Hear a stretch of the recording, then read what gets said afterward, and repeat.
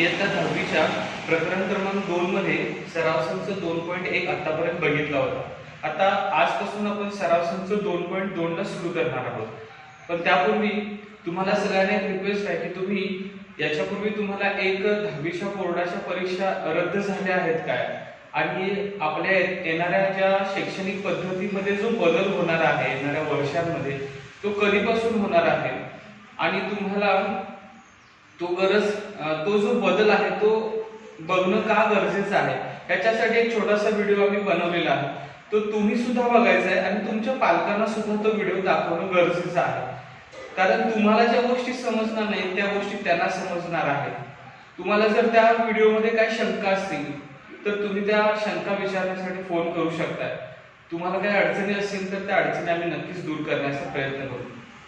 सराव संच 2.1 बघण्यापूर्वी एक गोष्ट तुम्हाला क्लिअर करूया की आपल्याला हा जो भाग आहे तो याच्यापूर्वी तुम्हाला 9वीला झालेला आहे. त्याच्यामध्ये तुम्हाला अवयव कसे काढायचे हे शिकवलेलं आहे. आज आपण फक्त बघणार आहोत की ते अवयव काढण्यासाठी प्रत्येक स्टेपला काय म्हटलं जाते, प्रश्न आपल्याला परीक्षेला कसे असणार. तर बघा, इयत्ता 9वी पर्यंत आपण जे अवयव काढण्याच्या पद्धती शिकलेलो आहोत त्याच पद्धती आता आपण 10वीच्या इयत्तेमध्ये पुन्हा एकदा शिकणार आहोत. आता सराव संच 2.1 मध्ये आपण काय बघितलं होतं, तर सराव संच 2.1 मध्ये आपल्याला जर एक समीकरण दिलं असेल तर त्या समीकरणाची मुळे कसं शोधायचं हे आपण बघितलं होतं.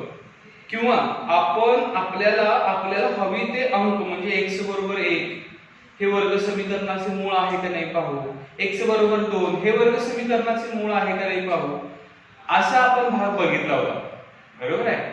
x बरोबर 1, x बरोबर 2, x बरोबर 3 ही वर्ग समीकरणाची मुळे आहेत का नाही हे आपण काय केलं होतं, आपल्या मनाने अंक घेऊन ठरवलं होतं. असं जर आपल्याला एखादा अंक समजा त्या वर्ग समीकरणाचं मूळ जर 22 असेल तर आपल्याला 1 ते 22 पर्यंतचे अंक हे वर्ग समीकरणाची मुळे आहेत का नाही हे तपासायला लागलं असतं.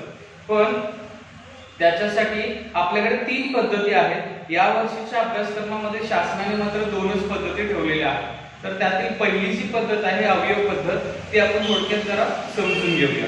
बघा, अवयव पद्धत समजण्यासाठी मी तुमच्या समोर एक उदाहरण देते. आपल्या पुस्तकातीलच काय करूया आपण, एक सराव संच 2.2 याच्यामध्ये जे पहिलं उदाहरण आहे ते पहिलं उदाहरण मी तुम्हाला शिकवतोही आणि समजावूनही सांगतो. तर आपण बघूया सराव संच 2.2. बघा, सराव संच 2.2 मध्ये आपल्याला प्रश्न काय दिलेला आहे, खालील वर्ग समीकरणे अवयव पद्धतीने सोडवा. म्हणजे आपल्याला काय करायचं आहे, आता वर्ग समीकरण अवयव पद्धतीने सोडवायचे आहे. अवयव पद्धत काय आहे आपण समजून घेणार आहोत हे अभ्यासमध्येच. बघा, पहिलं उदाहरण दिलेलं आहे x वर्ग वजा 15x अधिक 54 बरोबर 0. हे वर्ग समीकरण असण्यासाठी जे सगळ्या अटी इथं आहेत वर्ग, याचाच अर्थ कोटी 2 आहे. म्हणजे वर्ग समीकरणाची मुळं ही जास्तीत जास्त 2 येणार आहे. कोटी 2 असेल तर वर्ग समीकरणाची मुळे जास्तीत जास्त 2 येतात. सगळ्यांनी लक्षात ठेवा, ही छोटी गोष्ट आहे पण महत्त्वाची आहे की वर्ग समीकरणाची मुळे 2 येतात. म्हणजे आपली उत्तरं 2 येणार आहेत. आणि वर्ग समीकरण असण्याचं हे साईन आहे की इज इक्वल टू 0 आहे. ठीक आहे. तर सगळ्यात पहिली महत्त्वाची गोष्ट आता आपण काय करायचं असते, पहिली स्टेप जी आहे आपण इयत्ता 9वी मध्ये ह्या पद्धती शिकलेलो आहोत.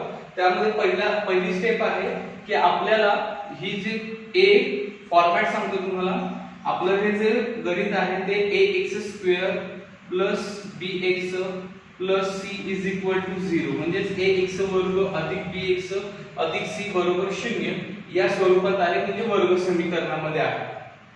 तर इथं b बरोबर जे -15 आहे, या b बरोबर -15 चे आपल्याला 2 अवयव असे करायचे आहेत की त्यांची बेरीज वजाबाकी ही -15 आली पाहिजे. बघा, हे एक्झाम्पल आहे ते समजण्यासाठी मी इथं थोडंसं b बरोबर आपली किंमत आहे -15.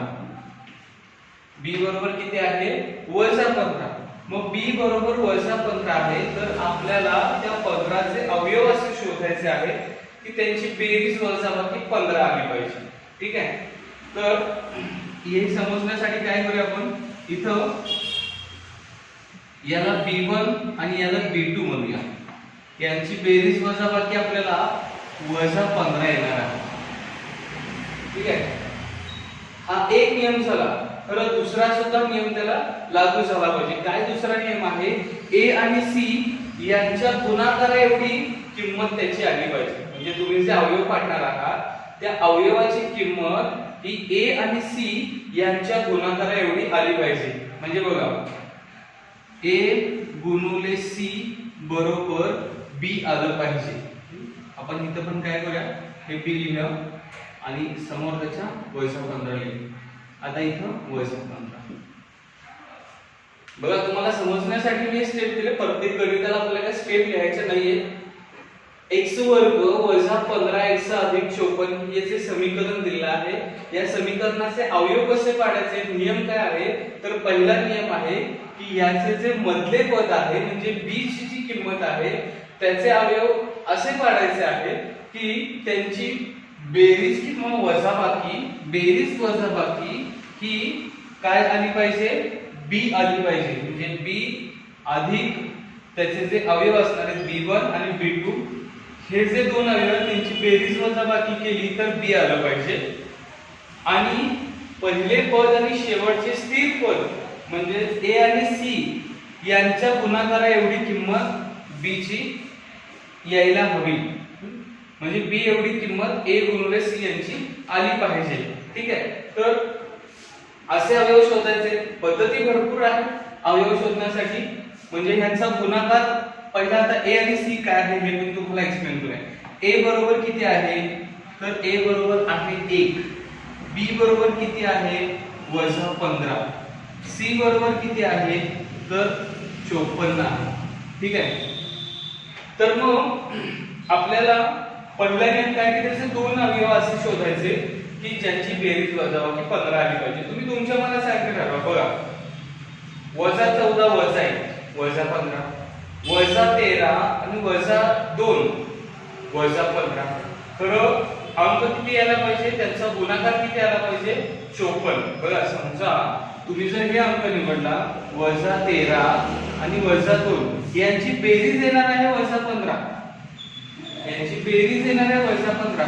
पण यांचा आपण जर गुणाकार केला तर तो 13 2 26 अधिक येणार आहे. हे चिन्हांचे नियम तुम्हाला लक्षात ठेवायचे. त्यामुळे असा अंक शोधायचा आहे. ठीक आहे, तर मी याचे जे अंक आहेत ते तुम्हाला सरावाने येणार आहे. एका दिवसात तुम्हाला मी इथं अंक सांगणार आहे पटापटा, तसे तुम्हाला नाही येणार. तुम्हाला काय करावं लागणार? त्याचा सराव करावा लागणार. आणि तो सराव जर तुम्ही केला तर तुम्हाला अवयव पाडायला पटकन येतील आणि पाडे सुद्धा पाठ पाहिजे.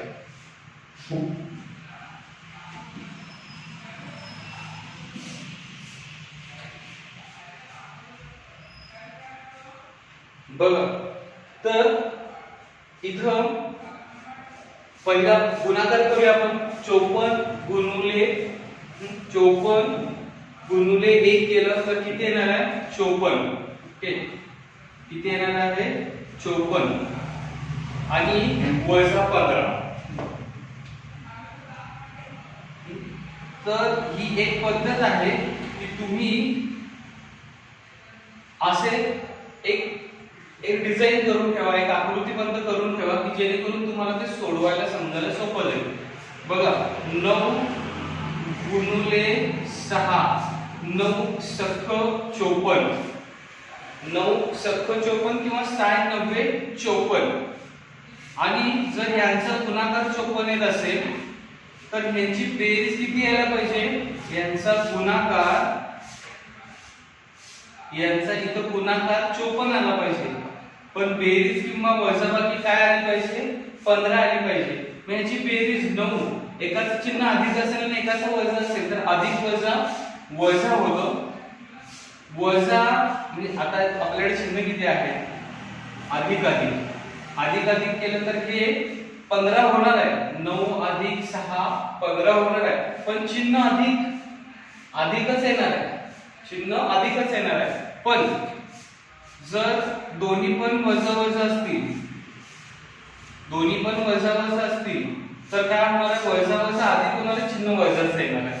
जर 1 अधिक 1 वजा असेल, 1 अधिक 1 वजा असेल तर काय होणार आहे, अधिक वजा वजा होत आहे, 9 मधून 6 वजा होऊ शकते किंवा 6 मधून 9 वजा होऊ शकते, पण त्यावेळेला 15 उत्तर येणार नाही.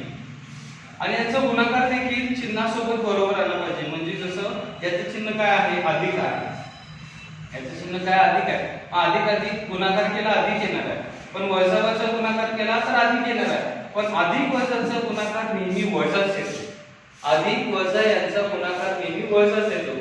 त्यामुळं तुम्हाला हे सुद्धा लक्षात ठेवायचं आहे. पहिले एक्झाम्पल आहे त्यामुळे तुम्हाला मी हे सगळं समजून सांगितलं. तुमच्या समोर हे सगळं स्क्रीनशॉट काढून ठेवा, हे नियम लिहून ठेवा. तुमच्या पुढे हे जे नियम आहेत ते लक्षात ठेवणं गरजेचं आहे. सरावानं ते लक्षात ठेवायची गरज पडणार नाही तुम्हाला, आणि हे सुद्धा नियम लक्षात ठेवणं गरजेचं आहे.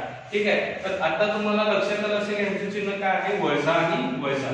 म्हणजे जर दोन्ही वजा वजा असेल यांची जर बेरीज केली तर ती 15 येणार आहे, आणि त्यांचा जर गुणाकार केला तर तो 54 येणार आहे. ठीक आहे. तर मग स्टेप बाय स्टेप आपल्याला जायचं आहे. पहिला नियम काय होता, मी तुम्हाला नियम शेवटी रिपीट करतो. आता आपण पुढची स्टेप बघूया. जर तुम्हाला हे चिन्हांचे नियम समजले असतील, इथं चिन्ह कशी द्यायची आहे, आणि तुम्हाला इथे हे सुद्धा समजलं असेल की अवयव कसे पाडायचे आहेत. अवयवांचे इथं 2 नियम आहेत, 2 म्हणजे तो एकच नियम आहे, आणि चिन्हांचे नियम.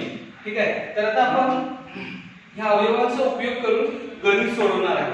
बघा, x वर्ग जे आहे ते तुम्ही x वर्ग आहे असे लिहा. आता आपण वजा 15 x चे अवयव पाडले. काय अवयव पाडले, वजा 9 वजा 6 हे अवयव लिहायचे. वजा हे x कॉमन मध्ये दोन्ही सोबत पण लिहायचं आहे. वजा 9x वजा 6x, या 15 वजा 15 चे जे अवयव आहेत ते अवयव आपण लिहिले. वजा 9x वजा 6x वजा 9 वजा 6. ठीक आहे, हे इथं लिहिलेलं आहे. अधिक 54 चे अवयव काय आहे, तर 54 चे अवयव आपण आता हेच अवयव आहे, वजा 9 आणि वजा 6. वजा 9 गुणुले वजा 6 यांचा एक आपण गट बनवला. यांचा एक काय केलेला आपण गट बनवलेला आहे. वजा गुणुले वजा काय होणार आहे, अधिक होणार आहे. आपण नंतर कॉमन मध्ये बाहेर काढताना त्याचे चिन्ह बदलणार आहे. बघा आता x वर्ग आहे असं, वजा 9x, एक काम करा इथं गट बनवूया आपण, इथंच यांचा एक गट बनवणार आहोत, आणि हा एक पूर्ण गट आहे. ठीक आहे. तर यामध्ये आपण काय सामायिक काढू शकतोय, x इथं सुद्धा आहे, x इथं सुद्धा आहे, x कॉमन काढू शकतोय, 9 कॉमन काढू शकत नाही, सामायिक काढू शकत नाही. तर कंसामध्ये काय राहणार आहे, या गटातून x सामायिक मध्ये बाहेर काढलं तर x वर्ग होतं, तिथं काय राहणार आहे, x राहणार आहे, वजा 9 राहणार आहे. कारण हे जे x आहे ते इथं आपण काय केलेलं आहे, सामायिक मध्ये बाहेर काढलेलं आहे. आता बघा इथून पुढचा जो गट आहे तो सोडवायचा आहे आपल्याला. पहिला आपण काय सामायिक काढू शकतो ते बघूया. इथे सुद्धा वजा 6 आहे आणि इथे सुद्धा वजा 6 आहे. ते वजा 6 आपण सामायिक बाहेर काढतो. वजा 6 सामायिक बाहेर काढतो. इथे सुद्धा वजा 6 आहे, इथे सुद्धा वजा 6 आहे. ते वजा 6 आपण सामायिक बाहेर काढतो. हे x आहे असं राहणार आहे, x आहे असं राहणार. बघा आपण जर इथं वजा चिन्ह दिलं असतं, x चं वजा चिन्ह आहे म्हणून, तर वजा गुणिले वजा अधिक झालं असतं. त्यामुळे त्याचं याचं चिन्ह इथं अधिक येणार आहे. चिन्ह काय येणार आहे, अधिक येणार आहे. आता पुन्हा इथं अधिक वजा वजाच होणार आहे. हे वजा 6 हे वजा 6 जसं सामायिक बाहेर काढलेलं आहे तसं इथं आता वजा 9 शिल्लक राहिलेलं आहे. या अधिक वजाचं वजा 9, हे जे वजा 9 आहे ते इथं शिल्लक राहिलेलं आहे. ठीक आहे. तर हा पूर्ण एक गट लक्षात घ्यायचा आहे. काय शिल्लक राहिले ते इथे लिहायचं आहे. काय शिल्लक असेल ते इथं लिहायचं आहे. या गटामध्ये वजा 6 इथं बाहेर लिहिलेलं आहे. शिल्लक राहिलेले वजा 9 लिहिले, इथं x शिल्लक राहिले ते इथं लिहिलेलं आहे. नाही काय समजलं, जो भाग इथं असेल तोच भाग आपल्याला इथं लिहायचा असतो. इथं बरोबर 0, इथं बरोबर 0 वर्ग समीकरणांच्या किमती. आणि आता जे सामायिक गट आहे, म्हणजे इथं सुद्धा x वजा 9 आहे, इथं सुद्धा x वजा 9 आहे, ते रेषीय समीकरणाच्या स्वरूपात लिहायचे आहे. म्हणजे x वजा 9 हे दोन्हीकडे आहे ते एकदा सामायिक एका गटामध्ये लिहिलं आणि x वजा 6 हे एका गटामध्ये लिहिलं आणि आता आपण काय करणार आहे बरोबर 0 हे दोन्हीसाठी सामायिक लिहिलेलं आहे. इथे x वजा 9 इथे सुद्धा x वजा 9 हे x वजा 6 ते एका गटामध्ये लिहिलेलं आहे. आता पुढच्या स्टेप मध्ये काय करायचं आहे x वजा 9 बरोबर 0 आणि x वजा 6 बरोबर 0 असं तुम्ही लिहायचं आणि इथं किंवा शब्द लिहायचा आहे. म्हणजे मगाशी मी जे सांगितलं होतं की आपल्या वर्ग समीकरण सोडवत असताना वर्ग समीकरणाचे काय येणार आहे दोन मुळे येणार आहेत त्यामध्ये एक मूळ काय येणार आहे ते आपण आता बघणार आहे. बघा x वजा 9 आहे तर x वजा 9 हे 0 आहे हे वजा 9 इकडे गेल्यानंतर काय होणार आहे अधिक 9 किंवा x हे वजाच आहे इकडे गेल्यानंतर पक्षांतर झाल्यानंतर काय होणार आहे ते अधिक 6 होणार आहे. म्हणजे x बरोबर 9 आले x बरोबर 6 आले म्हणजे ह्या x च्या ठिकाणी एकतर 9 किंवा 6 ही किंमत ठेवली तर वर्ग समीकरणाचे समाधान होणार आहे. म्हणजे वर्ग समीकरणाची मुळे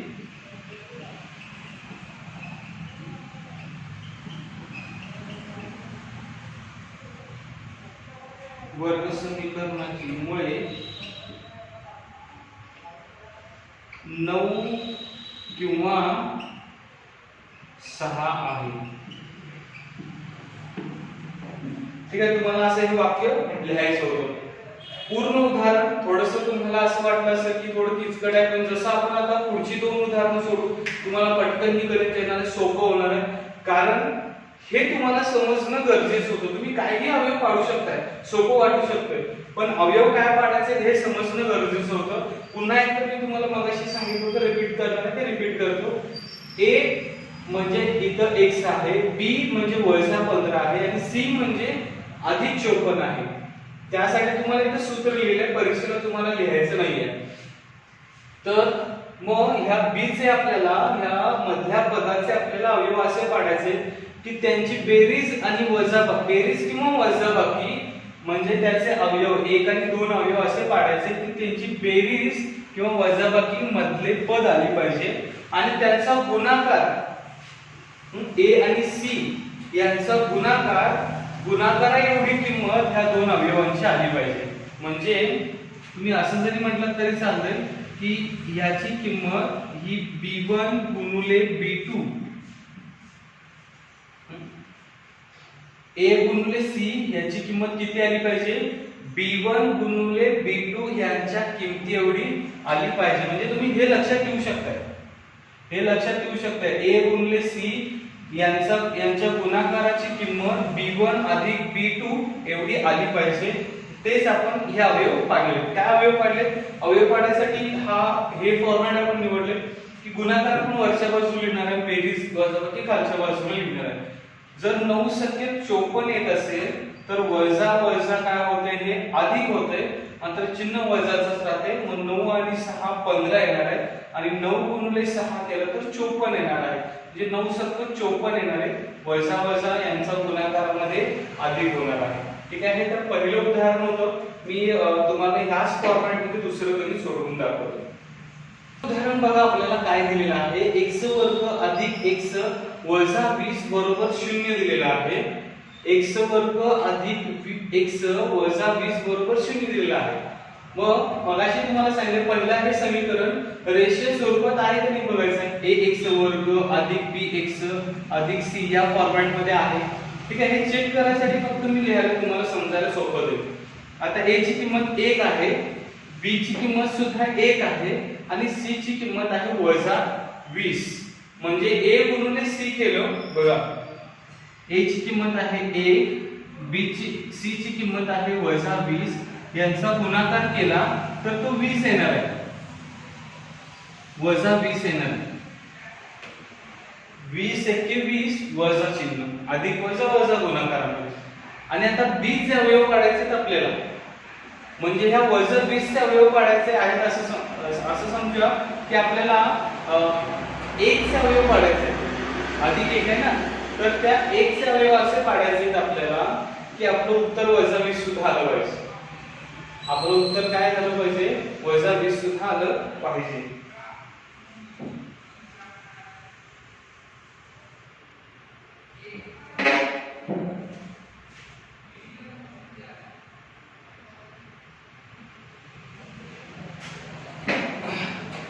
या 20 चे आपल्याला अवयव असे पाडायचे की आपलं उत्तर हे +1 सुद्धा आलं पाहिजे.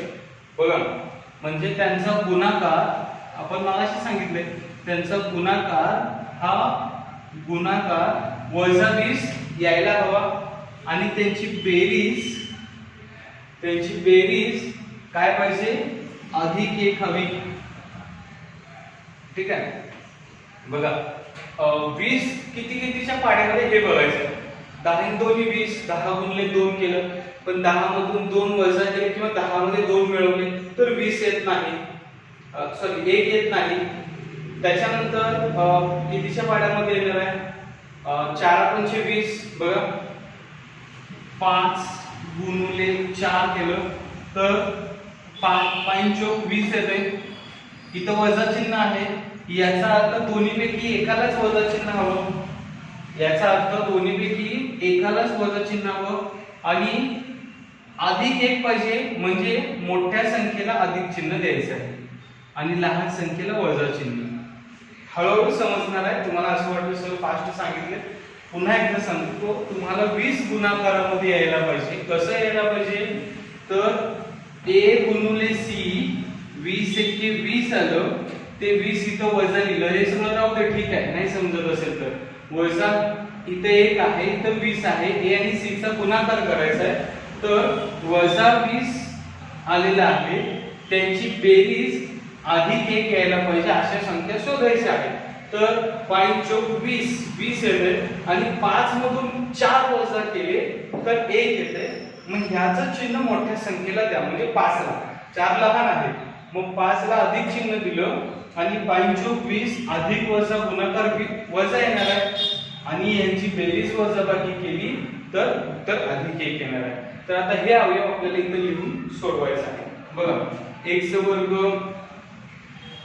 आहे असं लिहा, पुन्हा अधिक 5x आणि अधिक 5x वजा 4x वजा 20 चे अवयव आपण पाडलेले आहेत, अधिक 5x अधिक 5 × 4. ठीक आहे, अधिक 5 × वजा 4. बघा, अनेक सांगतो x चे अवयव काय पाडले? वजा 5x अधिक 5x वजा 4x. 20 चे अवयव पाडले अधिक 5 × वजा 4, म्हणजे थोडक्यात वजा 4 आहे, अधिक 5 आहे. ठीक आहे, आपण गट बनवायचे आहे. हा एक गट आहे आणि हा एक गट आहे. याच्यातून काय सामायिक बाहेर काढता येऊ शकते? इथे x आहे, इथे x आहे, त्यामुळे x बाहेर काढता येऊ शकते. सामायिक बाहेर काढलं x² होते, त्यामुळे x² असल्यामुळे इथं 1x शिल्लक राहिलं. यामधून x बाहेर गेले, राहिले 5. पुन्हा सेम इकडं, सेम हाच बॉक्स इथं लिहिलं तर बऱ्यापैकी 80 ते 90% वेळेला हाच बॉक्स येतोय. 90% वेळेला येतोय, पण काही उदाहरणं अशी जिथं सेम बॉक्स येणार नाही. त्यामुळे आपण सराव ठेवणार आहे की कसं ते उत्तर काढायचं. इथं वजा 4 आहे, इथं सुद्धा वजा 4 आहे. बघा, चिन्ह सेम येणार आहे. तुम्ही काय करू शकताय? वजा 4 कॉमन काढू शकताय. वजा 4 इथं कॉमन मध्ये बाहेर काढलं. बघा, सामायिक बाहेर काढले, इथं सुद्धा वजा 4 आहे, इथं सुद्धा वजा 4 आहे, ते सामायिक बाहेर काढलं. इथं काय राहिलेलं आहे? x. काय राहिलेलं आहे? x. आणि हे वजा 4 सामायिक बाहेर केल्यानंतर इथं काय राहिलेलं आहे? अधिक 5. समजलं? आता काय करायचं आपल्याला? पुन्हा हे सामायिक गट आहेत, हे सामायिक गट एकदा लिहा. x अधिक 5 बरोबर 0 लिहा आणि किंवा x वजा 4, किंवा तुम्ही स्टेप वाढवू शकता. नंतर पहिला फक्त तुम्ही हे समीकरण लिहू शकता, नंतर शून्याचं वेगळं पायरी बनवू शकता. पण स्टेप वाढवण्यापेक्षा ह्या स्टेप केल्या तरी चालतात. x अधिक 5 बरोबर 0, x वजा 4 बरोबर 0 आहे हे कॉमन मध्ये आपण बाहेर काढलेलं. ठीक आहे, असंच तुम्ही एक काम करा, स्टेप तुमची कॅन्सल न करता x अधिक 5 याचा एक गट बनवला आणि x वजा 4 याचा एक गट बनवला. हे दोन गट तयार झाले. पुन्हा x अधिक 5 बरोबर 0 किंवा x वजा 4 बरोबर 0 असे दोन गट बनवले. x अधिक 5 होतं, पक्षांतर झालं ते काय होणार आहे वजा 5 किंवा x वजा 4 आहे म्हणजे ते काय होणार अधिक 4. म्हणजे दिलेल्या समीकरणाची बघा स्टेप काय काही करायचं नाही. अवयव एकदा जर पाडता आले आणि सामायिक बाहेर काढलं तर काही चुकणार नाहीये. आपण 20 चे अवयव पाडले 5 आणि 4, पुन्हा याचा एकच गट बनवलाय, याचा एक गट बनवलाय, त्याच्यातून वजा 4 सामायिक बाहेर काढलं, x अधिक 5 आहे असं ठेवलेलं आहे. दोन्हीकडे x अधिक 5 सामायिक आहे ते इथं एकदा लिहिलेलं आहे आणि x वजा 4 सामायिक एकदा एका गटामध्ये लिहिलेलं आहे. पुन्हा x अधिक 5 बरोबर 0 हे रेषीय समीकरणांमध्ये दोन वेगवेगळ्या रूपांतर केली तर मग वर्ग समीकरणाची मुळे